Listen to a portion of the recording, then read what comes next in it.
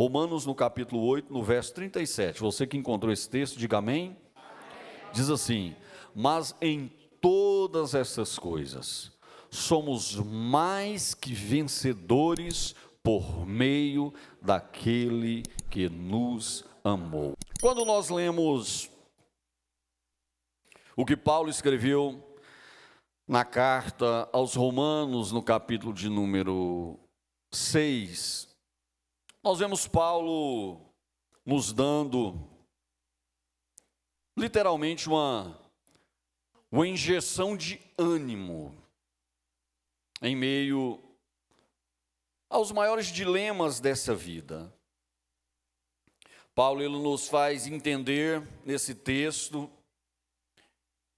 que nós, às vezes, diante da vida, das adversidades, dos problemas, às vezes nos falta força para orar.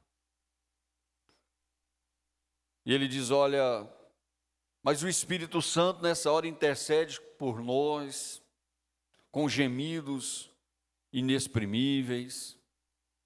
Paulo, ele começa a mostrar para a gente que as dificuldades da vida,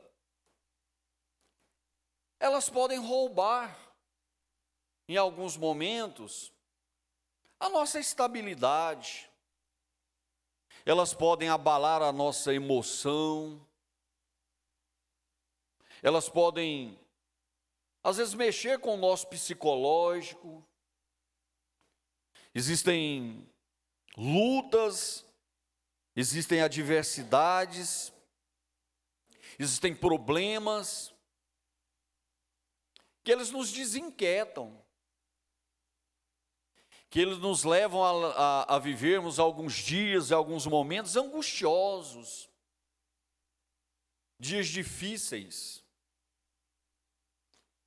Quando nós olhamos para a Bíblia, nós sempre encontramos homens e grandes homens de Deus que viveram esses momentos.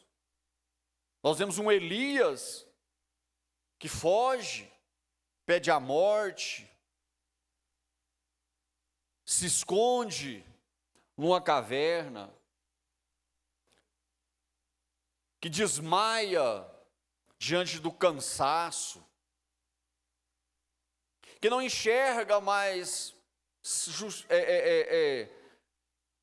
razão para viver. Falou: eu quero morrer, não sou melhor do que os outros, quero a morte. Nós encontramos um Ezequias que faz talvez uma das orações mais sinceras da Bíblia Sagrada. Eu acho tão interessante quando a Bíblia narra como Ezequias ora.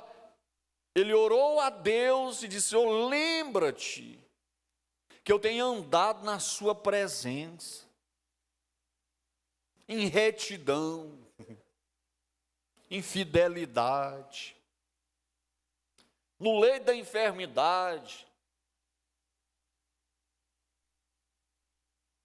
Quando o pastor ou o homem de Deus, o profeta chega, eu penso, talvez Ezequias fosse um: Deus vai usar ele para me curar. Deus vai usar Isaías para sarar a minha dor. Só que Isaías olhou para ele e falou assim: Ezequias, eu tenho uma palavra de Deus para a sua vida. Aí ele falou: olha, Deus mandou você arrumar as coisas, colocar a sua casa em ordem, porque tu morrerás e tu não viverás. Essa foi a palavra de Deus. E a Bíblia diz que Isaías sai e vai embora. A Bíblia diz que Ezequias vira com o rosto para a parede, em cima da cama, do leito da sua enfermidade, e ora e diz: Senhor, lembra que eu tenho sido fiel, que eu tenho andado em retidão na sua presença. E eu acho interessante que a Bíblia diz assim: e Ezequias chorou muitíssimo. Uma oração banhada com lágrimas, de sinceridade. Nós vemos Paulo, quando a gente lê a segunda carta que Paulo escreveu aos Coríntios, foi o último livro que Paulo escreveu, foi o Canto do Cisne de Paulo.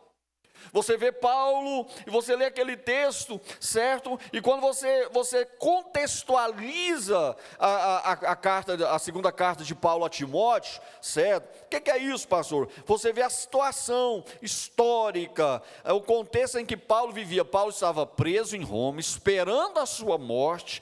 Ele já sabia que ele iria morrer, porque ele escreve para Timóteo: o tempo da minha partida é chegado.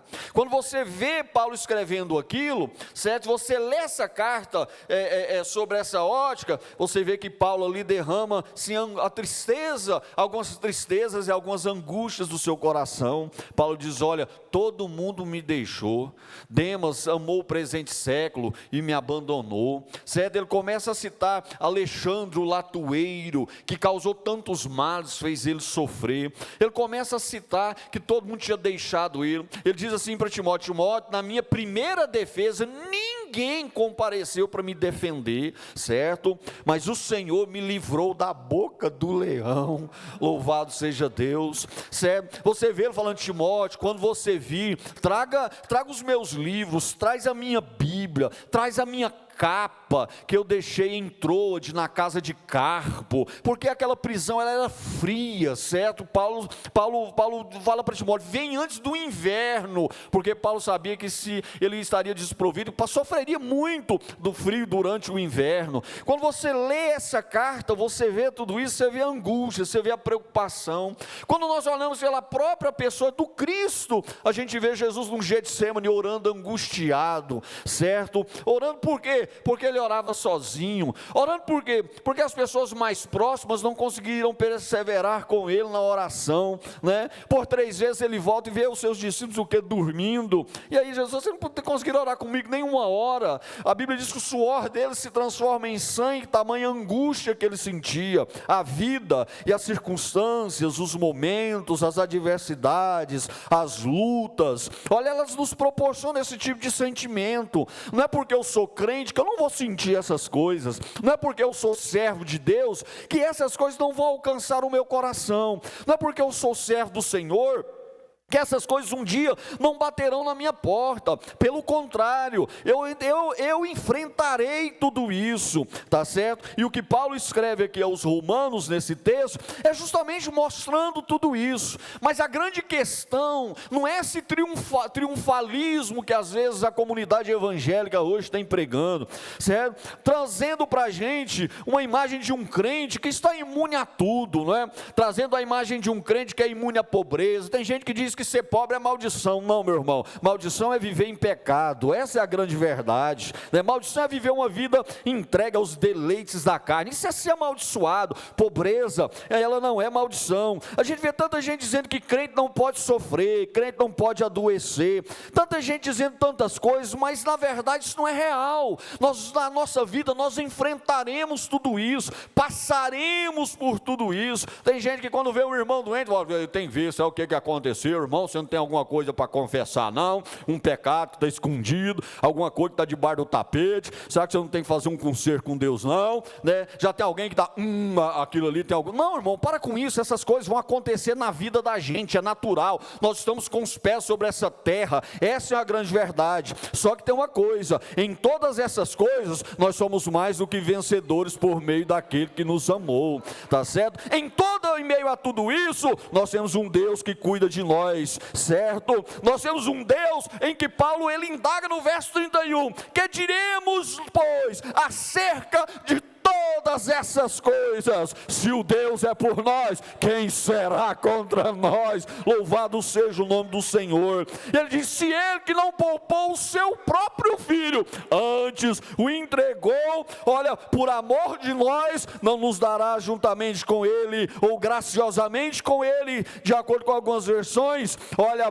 todas as coisas. Quem acusará os escolhidos de Deus? É Deus quem os justifica. Quem nos condenará? Pois foi Cristo quem morreu, não somente morreu, antes ressuscitou, está à direita de Deus e também intercede por nós. E aí Paulo, ele lança uma pergunta que ela é magistral, ela é incrível, ela é linda. Paulo diz: o que nos separará do amor de Cristo?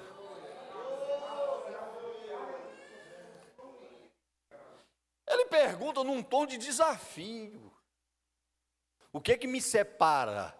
O que pode me separar do amor de Cristo? E ele começa a pontuar algumas coisas. A angústia, por maior que ela seja, ela não me separa do amor de Cristo. Ele diz: a prisão, por mais rígida e por mais que ela seja, e por mais sofisticada e por mais segura que ela seja, a prisão não pode nos separar do amor de Cristo.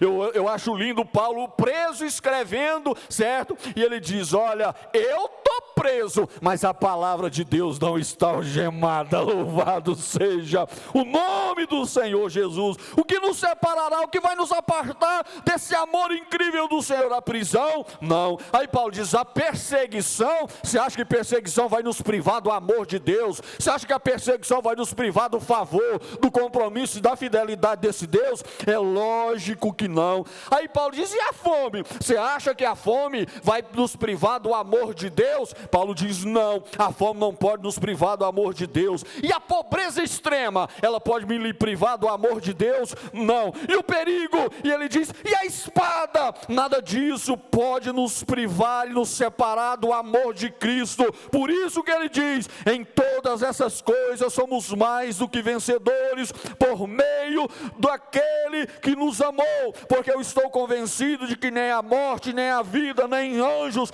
nem principados, nem poderes do presente, nem do porvir, nem altura ou profundidade, ou nenhuma outra coisa criada poderá me apartar do amor de Deus que eu encontro por meio de Cristo Jesus.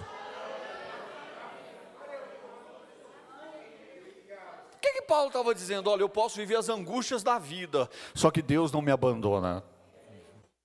Eu posso passar por lutas e privações, mas abandonados nós não somos. Nós podemos sofrer as dores, mas nós não fomos esquecidos pelo nosso Deus. Certo? Eu te tomo pela mão direita e te levanto e te digo: eu te ajudo. Essa é a palavra de Deus para a nossa vida. Por mais que nós nos sentimos sós em alguns momentos, e às vezes Deus até permite isso, para a gente ver que realmente quem é que cuida da gente, quem é que está presente em todos os momentos da nossa vida, é Deus. É Ele que nos guarda, é Ele que nos livra, é Ele que nos abençoa, é Ele que nos sustenta, é Ele que cuida de nós, mesmo nos momentos que às vezes a gente não consegue tão claramente perceber que Deus está cuidando da gente.